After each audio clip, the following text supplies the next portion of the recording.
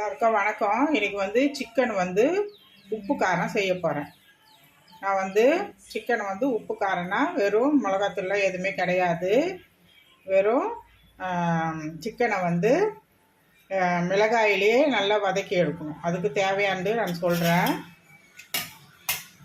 மிளகாய், நீட்டு மிளகாய் ஒரு 10, குண்டு மிளகாய் ஒரு 10. இதெல்லாம் வந்து இந்த டஸ்டெல்லாம் எடுத்து வச்சுட்டேன். இது வந்து க்ளீன் பண்ணி வச்சுருக்கேன். இப்போ வந்து கடுகு தேவையானது, சீரகம் தேவையானது. இப்போ வந்து நான் வந்து 3/4 கிலோ சிக்கனு அது செய்ய போகிறேன். இதில் வந்து 2 முழு பூண்டை இதை உரித்து இதில் போட்டு வச்சுருக்கேன்.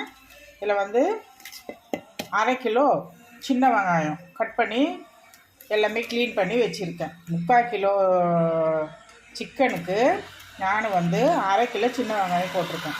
இது சின்ன வெங்காயம் தான், வேறு நம்ம கூட வந்து ஒரே ஒரு தக்காளி தான் போடணும், அவ்வளோதான். வேறு ஒன்றும் கிடையாது. மிளகாத்தூள் கிடையாது, கூட மஞ்சத்தூள், உப்பு இது தான் போடுவோம்.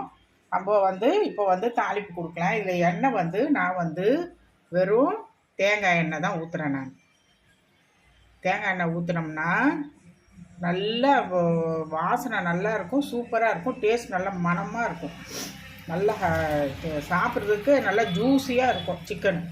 இதில் வந்து சீரகம் கொஞ்சம் கூடுமானதாக போட்டுக்கலாம், நல்லாயிருக்கும் டேஸ்ட்டு. அதனால் ஒரு ஸ்பூனு கடுகு, அவ்வளோதான். இது நல்லா பொரியட்டும். நம்ம பொரிஞ்ச ஒன்றும் இந்த காஞ்ச மிளகா போடுவோம். 10 வச்சுருக்கேன். நீட்டு 10 க்ளீன் பண்ணி வச்சுருக்கேன். குண்டு மிளகா 10 வச்சுருக்கேன். இதை நம்ம பொரிஞ்ச ஒன்று நம்ம போட்டுட்டு அதுக்கப்புறம் வெங்காயம் போட்டு நல்லா வதக்கிட்டு அதுக்கப்புறம் கறி அலசி போட்டுட்டு மஞ்சத்தூள் போட்டு உப்பு போட்டு அது எண்ணெயிலே வதக்கணும். லேசாக தான் தண்ணி தொளிக்கணும், நிறைய ஊற்றக்கூடாது. இது நல்லா பொரிஞ்சோன்னா நம்ம வெங்காயம் போட்டுக்கலாம். இது சூப்பராக இருக்கும். நீங்கள் வந்து மிளகாக்களி சாம்பாரோ ஒரு தக்காளி ரசமோ அந்த மாதிரி வந்து ஒரு குருமாவோ அந்த மாதிரி வச்சு சாப்பிட்டீங்கன்னா செம்ம சூப்பராக நல்லா டேஸ்ட்டு நல்லா இருக்கும். தயிர் சாப்பிட்டு கூட நீங்கள் வச்சு சாப்பிட்டுக்கலாம், அவ்வளோ பிரமாதமாக இருக்கணும். நீங்கள் எண்ணெய் மட்டும் நீங்கள் பார்த்துக்கணும். எண்ணெய் வந்து வேறு ரீஃபைண்ட் ஆயிலோ அல்லது கடலை எண்ணெயோ நல்ல எண்ணெயோ ஊற்றினா அந்த டேஸ்ட்டு வந்து கிடைக்காது. அந்த சிக்கனுக்கு அந்த ஜூஸி அந்த டேஸ்ட்டு கிடைக்காது. நீங்கள் தேங்காய் எண்ணெய் ஊற்றினீங்கன்னா செம்ம டேஸ்ட்டு சூப்பராக இருக்கும், நல்லாயிருக்கும். நல்லா பொரிஞ்சிடுச்சு. இப்போ நம்ம வந்து காஞ்ச மிளகாயை போட்டுக்கலாம். லாஸ்ட்டாக தான் நம்ம வெறும் கொத்தமல்லி கூட போடக்கூடாது, வெறும் கருவேப்பிலை தான் போடணும். இது உப்பு காரத்துக்கு, சிக்கன் உப்பு காரத்துக்கு வெறும் நம்ம கருவேப்பிலை மட்டும் தான் போடணும். இப்போ வெங்காயமும் பூண்டும் 2 பூண்டு நல்லா மீடியமான பூண்டை 2 பூண்டு உரித்து வச்சுருக்கேன். 2 பூண்டு, 1/2 கிலோ சின்ன வெங்காயம் அது தோலெல்லாம் நீக்கி வச்சு க்ளீன் பண்ணி வச்சுருக்கேன். அது கொஞ்சம் கம்மியாகிட்டு இருக்கும், ஏன்னா தோலையே பாதி வெயிட் போயிடும் இல்லையா. அதனால் தோலிலே நம்ம வந்து அப்போ நான் ஒரு 1/2 கிலோ நம்ம வாங்கினோம்னா 100 கிராம் தோலே போயிடும். அப்போ வந்து 400 கிராம் வெங்காயம் ஆகும். நம்ம ஆனால் அப்படி சொல்லிக்கணும், இந்த மாதிரி நம்ம அதே மெஷர்மெண்ட்டு சொல்லிக்கணும். இப்போ நல்லா இது வதங்கணும். நல்லா வதங்கினோம்னா அதுக்கப்புறம் கறி அரைச்சி போட்டுட்டு மஞ்சத்தூள் போட்டு உப்பு போடும். வெங்காயம் நல்லா சிவந்து வந்துடுச்சுப்பா. வெங்காயமும் காஞ்ச மிளகாவும் நல்லா சிவந்து வந்துடுச்சு. இப்போ வந்து ஒரே ஒரு தக்காளி, கருவேப்பிலை, வேறு எதுவுமே இல்லை, இதில் போட்டு வதக்கலாம். ஒரே ஒரு தக்காளி, கருவேப்பிலை. இப்போ வந்து இந்த 3/4 கிலோ சிக்கனை வந்து க்ளீன் பண்ணி கழுவி மஞ்சள்தூள்லாம் போட்டு வாஷ் பண்ணி நல்லா வச்சுருக்கேன். இப்போ நம்ம வந்து இதை புழிஞ்சு இதில் போட்டுடலாம்.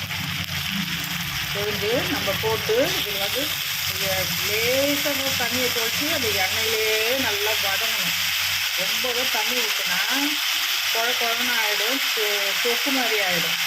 இது வந்து ஒன்று ஒன்றா இருக்கணும். அதனால் வந்து இப்போ வந்து இந்த எண்ணெயிலே நல்லா வதங்கணும். இதில் வந்து நல்லா தண்ணி விடும், இந்த சிக்கனுக்கு வந்து தண்ணி விடும். இந்த சிக்கனில் இப்போது நல்லா தண்ணி விட்டு நல்லா இந்த இதுலேயே இந்த வெங்காயம், இந்த காஞ்ச மிளகா, பூண்டு போட்டோம்ல, இதில் அப்படியே நல்லா வதங்கணும். வதக்கிட்டோன்னா இப்போ நம்ம வந்து இப்போ தேவையானது வந்து உப்பு போட்டுக்கலாம். உப்பு போட்டால் அப்போ நல்லா சீக்கிரம் கரையும். அதனால் வந்து உப்பு வந்து தேவையானது பார்த்து போட்டுக்கலாம். உப்பு போட்டாச்சு. இப்போ உப்பு போட்டு இப்போ வந்து மஞ்சத்தூள் போடணும். இப்போ வந்து மஞ்சத்தூள் எடுத்துக்கிறேன். இப்போ மஞ்சள்தூள் எடுத்து இப்போ நம்ம மஞ்சள்தூள் அது ஒரு ஸ்பூன் போட்டு இப்போது நல்லா அதில் தண்ணி விடும். அந்த தண்ணி விட்டோன்னா நல்லா அது வழங்கி அப்படி சுண்டி வரும். சுண்டி வந்தோன்னா லேசாக நம்ம தண்ணி ஊற்றிக்கலாம். இப்போ வந்து மஞ்சள்தூள் போட்டு நல்லா அதை கலரி விட்டு நல்லா சுண்டி நல்லா வெந்து வரணும். இதுதான் வந்து உப்பு காரம். சிக்கன் வந்து உப்பு காரம், வேறு ஒன்றும் கிடையாது. சூப்பராக இருக்கும். இந்த மாதிரி நீங்கள் செஞ்சு பாருங்கள். வீட்டில் இருக்கிற பொருளை வச்சுன்னே செஞ்சுக்கலாம். சின்ன வெங்காயம் மட்டும்தான் கொஞ்சம் கஷ்டமாக இருக்கும் உரிக்கிறதுக்கு, பூண்டு உரிக்கிறது. மற்றதெல்லாம் வந்து சட்டுன்னு செஞ்சிடலாம். இப்போ இது நல்லா வதங்கட்டோம்ப்பா. இது நல்லா வதங்கினோன்னா அதுக்கப்புறமா நம்ம வந்து கொஞ்சம் தண்ணி தெளித்து அதுக்கப்புறமா வந்துட்டு நம்ம அப்படியே சிம்மிலே வச்சு அதை வதக்கி எடுத்துக்கலாம். இப்போது அந்த சிக்கனில் கொஞ்சம் தண்ணி ஊற்றிட்டோம்ப்பா.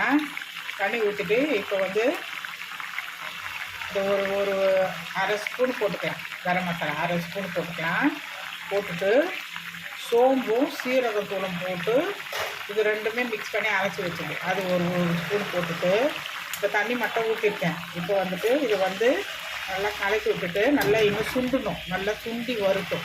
அப்போது நான் உங்களுக்கு காமிக்கிறேன். இது நல்லா சுண்டணும், நல்லா வேகணும். இது கறி இப்போது உப்பு காரம் வந்து பாருங்கள் எப்படி எடுத்து பாருங்கள்.